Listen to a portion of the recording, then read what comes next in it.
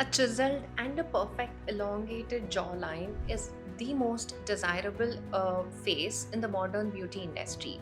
It gives a very elongated and chiseled and a sharp look on the face. So, how do we achieve this chiseled and perfect carved jawline?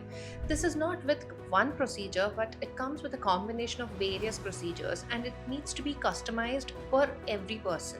Suppose a person has a very wide or enlarged buccal fat pad, he might have to go for a fat pad removal. Sometimes in the Indian community, because of the kind of food that we continuously chew, the jaw muscles can become extremely strong and may look broad and wide.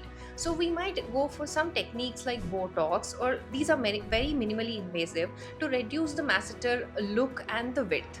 We might have to go for some surgical corrections in some cases wherein the masseter muscle is extremely strong. Coming to the jawbone or the mandible that we all know, could be wider in some people genetically or again with lifestyle changes. So in these cases, again, when we reduce the masseter, the look of the jawbone automatically comes down into a chiseled look, or in some cases we might have to do a burring of the jawbone or the resection of a jawbone to give a very fine chisel look. These all procedures add up to the width of the face. Coming to the length of the jaw, we might have to do a chin implant or a chin filler in some cases to give elongation to the chin in the forward projection.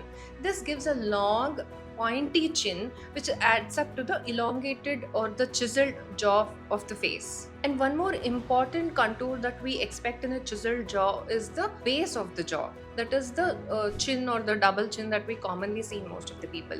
This can again be removed with simple liposuction procedures or sometimes some lipolytic injections in some smaller cases. So what do you expect when you go to a doctor? Depending on your face, your doctor might give you those customized procedures which you will need to get a chiseled jaw look. Not every procedure is applicable to every person in this particular case. And also, how do you expect the recovery? Depending on what procedures are you being taken up to. A simple masseter Botox or a buccal fat pad removal need not have a great recovery time, and you might probably be back to work in a day or so. But in some cases wherein there is a double chin removal or any chin implant, you might need some downtime because there could be facial swelling. In case you go for a bony resection or any other masseter muscle resection, the recovery time may be a little longer because these areas are a little painful to deal with and you might have more facial swelling.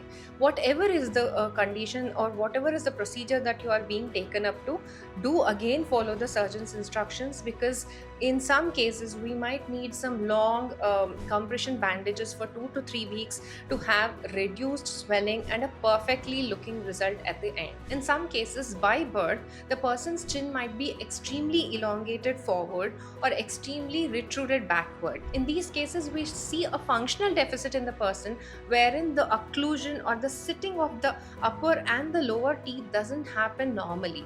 So in these cases, once the functional deficit is corrected, sometimes the jaw automatically looks in proportion with the face in a profile and gives a very nice look on the face. So I hope now you have a clear understanding of how to go about with the various procedures if you are desiring for a long chiseled jaw.